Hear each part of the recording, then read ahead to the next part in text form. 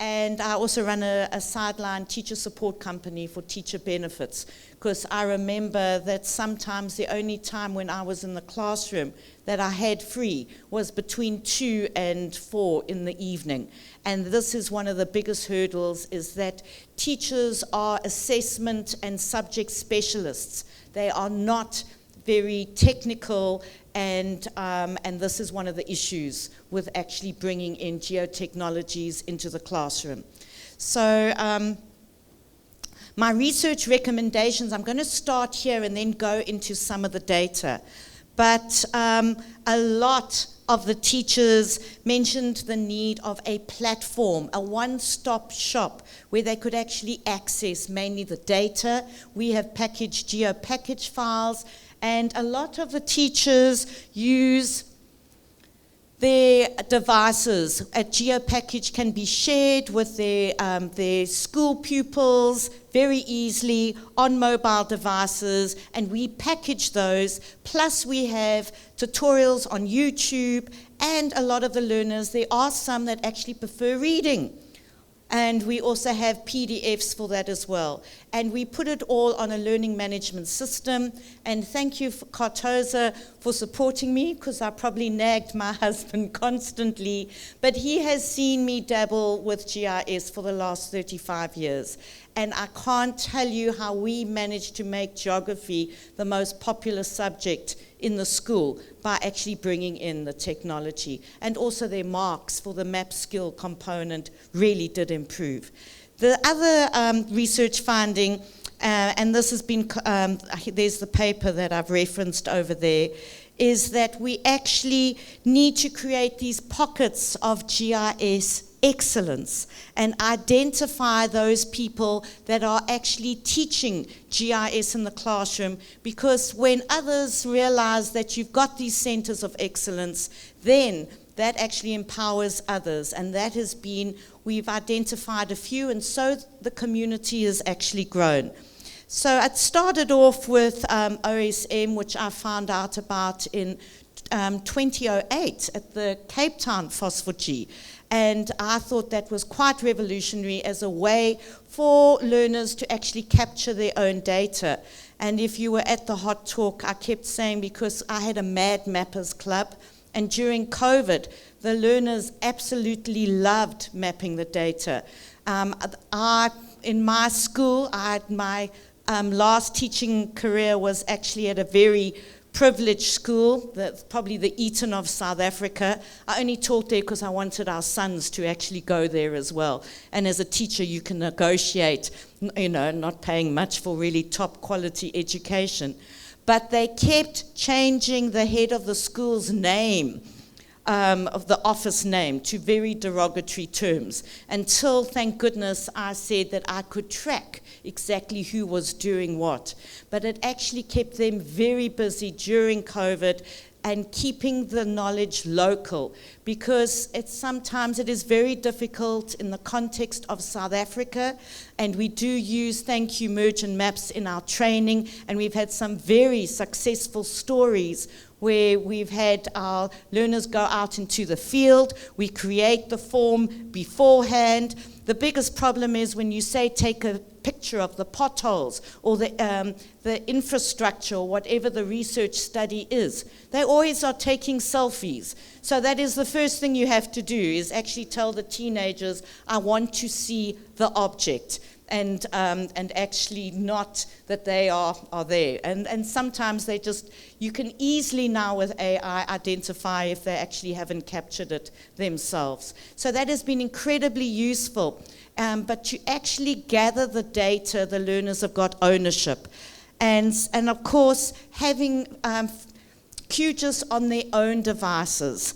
And you will see this, I know you can't read this from there, but this is an overview, and this is in my paper, of the South African curriculum in geography. It actually teaches core GIS concepts in the grade 10, 11, and 12, which is your 16 to matric level. And I want to draw your attention to what I've circled there, which is we are expected to teach data manipulation, integration, buffering, querying, and statistical analysis.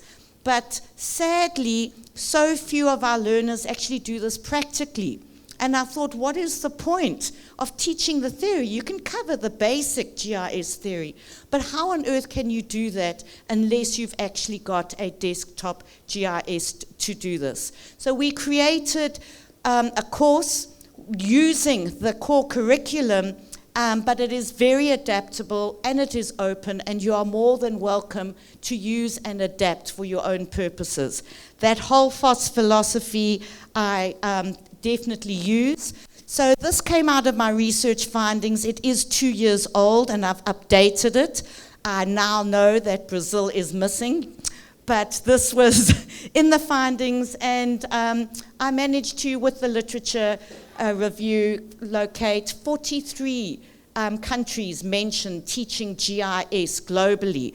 And what I did yesterday, quickly going to ChatGPT, is thank you, I definitely, and in fact it's mentioned there, that GIS is definitely taught in Brazil. And is anyone here from Argentina? Because I haven't managed to find any sources of GIS, but there may be a local intervention, and this is why publishing is so important.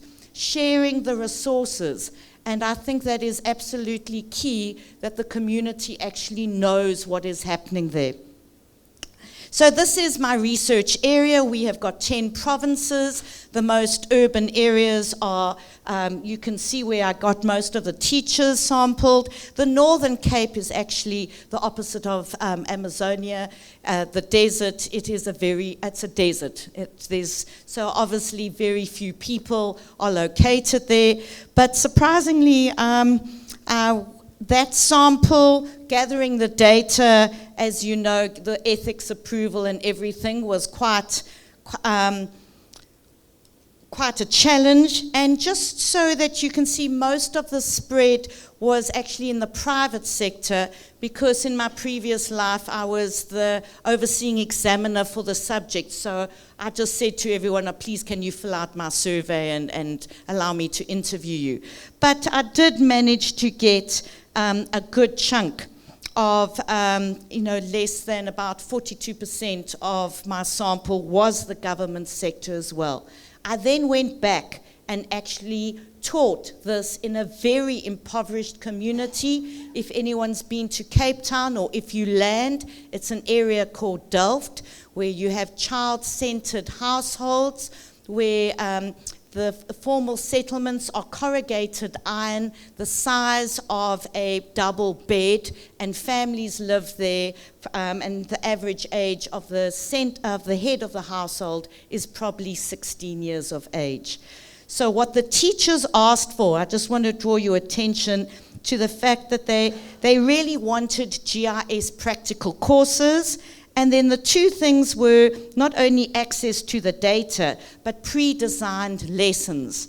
So after those findings, I'm not going to read through all of some of the observations. I had plenty, and of course I did mine before AI, so I didn't have all the wonderful tools that students that are actually accessing. I had to transcribe a lot myself because I had a limited budget. But one of the biggest ones, I'm going to read the bottom, is the pressures of completing the curriculum often prevents teachers from actually extending the curriculum and using geotechnology. And we did discuss that at your talk yesterday afterwards. The other thing which I found fascinating is that only 9% of my sample actually studied, the sample of teachers actually studied GIS at tertiary level. So there are huge big gaps, because a lot of the teachers in South Africa are my age, mid-50s, and it just wasn't available. We had microfiches when we were looking at paper-based papers that you had to access. And then just another interesting stat is, what I found is, here is the disconnect, because the teachers strongly believed that teaching 21st learning skills was imperative, but there was this absolute gap. So on the strength of that, we developed this.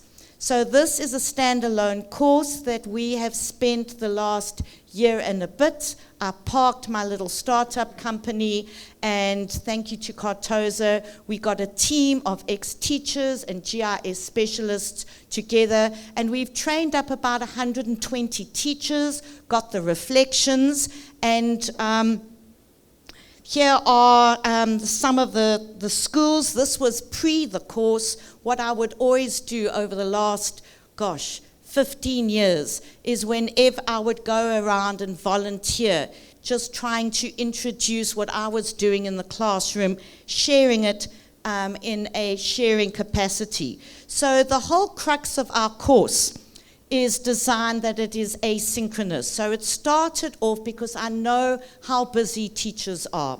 So they have a completely online component where they download the software. And that sometimes is the biggest challenge, because if the computer is not the teacher's device, the school management does not allow them to download particular software onto it. And then when they leave the school, they forget it. So thank you to COVID, one of the benefits was that teachers upskilled in technology. Because pre that, just saving a file in a folder it took about half an hour. So I used to have my grade 12 learners come and earn some extra money at courses to teach the teachers on some basic technology. Then we introduced 2 online sessions in the evenings, and then we had a 4-hour afternoon or morning component where the in-person is important. However, in many rural communities around South Africa, it's only a fifth of the size of Brazil, but it is a very large country. Not that the Mercator projection actually shows us as that size, but it is a significant size, so we are going to, from next year, start running purely online courses. So that is a quick overview, but you can see this on the Cartoza site. So we teach the core fundamentals, and then for accreditation, they had to do their own research portfolio item. We gave them the data, and they had to use what they learned to solve a spatial issue. And the spatial issue, oh, by the way, before I forget, our 3 main languages in the country are isiZulu is the most spoken, and Afrikaans and English. So we've translated all the materials for the teachers and for the learners. And thank you for the investment in that. So we've got all the material in, and the next one is to hopefully translate into isiXhosa, which is what we use in our local area. So it was a real issue. Saba, we were talking about electric vehicles. My husband wants to buy the Volvo, and I kept saying, but we're not going to be driving up to see your parents in Johannesburg because we live down here, and there's no charging station here. So in order to prove my point, I designed the portfolio piece around this. And in this particular study, this is one of the examples of the teachers. I just grabbed some of their work. They had to see and gather the data. They had to filter out the main road, do a bit of buffering. So they covered all of those geoprocessing skills in the curriculum. They actually covered that in the course. So even if they don't practically teach it, they can teach the concepts better because they themselves have done the practical. But we are just waiting for one particular point in Beaufort West to have a charging station, and then, Gavin, you can get your Volvo car. So we're very excited because we've been able to train up teachers in the private sector, but the majority of our teachers needed this little document that only came through. This official little document from SACE, the South African Council of Educators, took us a year to get. And that was the accreditation. Firstly, they didn't know what GIS was, the Overseeing Educator Board, and what is it part of geography. So it was actually those, and why is it being accredited through a tech company? even though there's a huge big training component. And all of these, it was actually, in the end, it was literally me picking up the phone. And my mother is Irish, my father is Dutch, and my blood pressure went through the roof. And in fact, I think that call made the difference, because really it was one hurdle after the next. But without this accreditation, we are actually not able to have the government funding to do that. In the context of time, I just want to say that Cartosa, Gavin started Cartosa 10 years ago, and I started SACTA, which is a Southern Africa Geography Teachers Association. So I don't only represent South Africa, but also Namibia, Mozambique, Zimbabwe, Eswatini, and the two small little landlocked countries in South Africa and Lesotho, going further up north to Angola. And this is an association which I started after attending my first FOSS4G conference. And on the strength of that, we share a whole lot of material. And during COVID, we couldn't access our government spatial data. So I nagged Gavin yet again, and I said, you need to provide this data on our platform so the teachers can actually download it. So if you go to SAGTA, sagta.org, please, you can actually access the map downloader there. It provides a whole lot of hybrid orthophoto maps, very simple, similar to your platform that you had developed, very simple, that actually allows the teachers to simply print out a topographic map sheet with the legend for their own assessments. So that was very useful, and that has actually exposed a lot of our teachers to printing that. But what we have in South Africa, we've run the courses, and we've made a lot of these lessons freely available. On using our LMS is Moodle and the workshops. And if you go to Cartosa and courses, please test out the grade 10 map skills. Sorry, not the map skills, the plate tectonics. I did a bit of work to see what geographic issues were taught globally. Plate tectonics is taught everywhere. Core physical and human geography concepts, and just using global data. Quick, small little files. This generally takes the teachers 2 hours. It takes your average grade 10 learner 40 minutes. So it's very accessible, and they can have a set of notes, or they can simply watch my mugshot on a YouTube movie when I go through it step by step. We've also not only put these resources on Cartosa, but also on the SADC teacher training site. So whenever they change a case study, I quickly develop another lesson. They wanted simple PDF case studies all the way through to a printable theoretical sheet with all the theory. And another thing is, you won't believe how simple this was. Just simply printing a topographic map and using just recycled images just to drape it, to actually get the concept of topography. Now this is when we, with a collaboration through the exam board, Cartosa, the university and our association, we started the GDSE, the Geospatial Data Science Certificate. I piloted it 2 years ago. It has morphed, and we have perfected it. It was in 2 parts. We've now made it 1. And I'm very proud. That is just an example of the LMS. The learners then have the skills using QGIS to actually access their own data on OpenStreetMaps, and we give them a different solution every year. Here they had to solve where manganese in Gqeberha, it used to be Port Elizabeth, they had to redesign a theme park, and this is some of their output maps. And for only $10 per learner. And they actually get an accredited certificate, and it's geared for the grade 10 level, the 16-year-old, because beyond that, they are only interested in the exit exam. So that is the one thing we did. And what we want to morph to, I've only got 2 more slides here, is that we want to take this project-based learning task into a global GIS Olympiad. Now, the rationale for that is you need to get buy-in from school management. School management love Olympiads because that actually helps the marketing.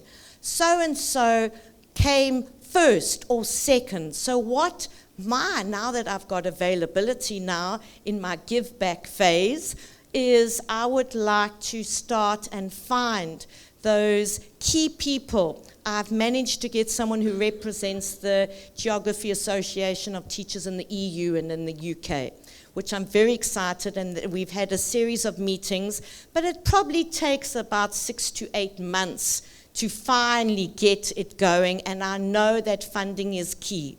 But I'm not asking for the funding. Every area has to just fund their own schools and their learners to participate, but the material is there. We've got the platform to work and collaborate in groups. Group work is very key, so that learners, grade 10, 16-year-olds, can collaborate.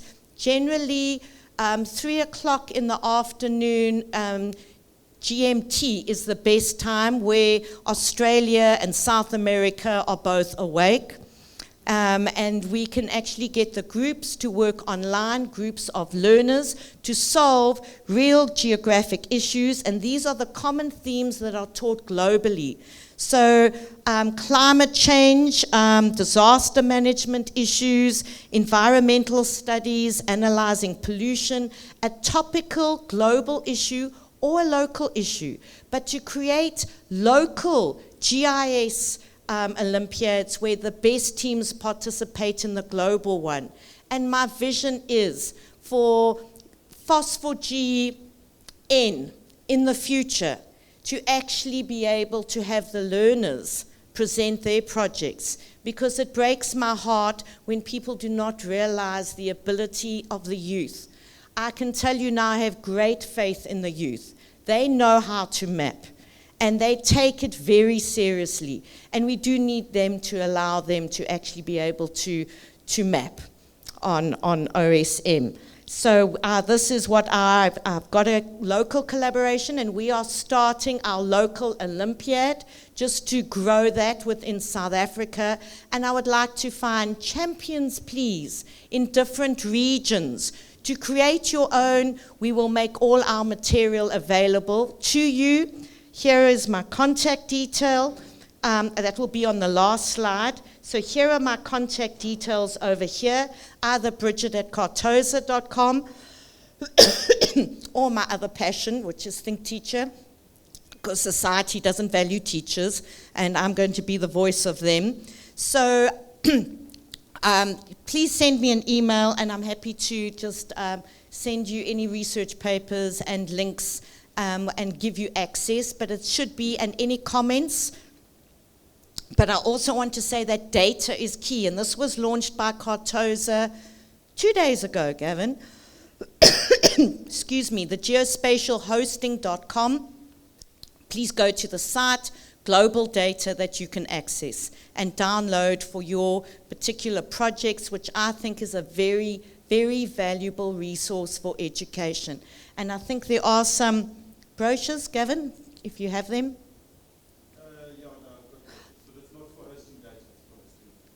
Software, but wait, okay, but the next stage, there's going to be data there too. Thank you very much.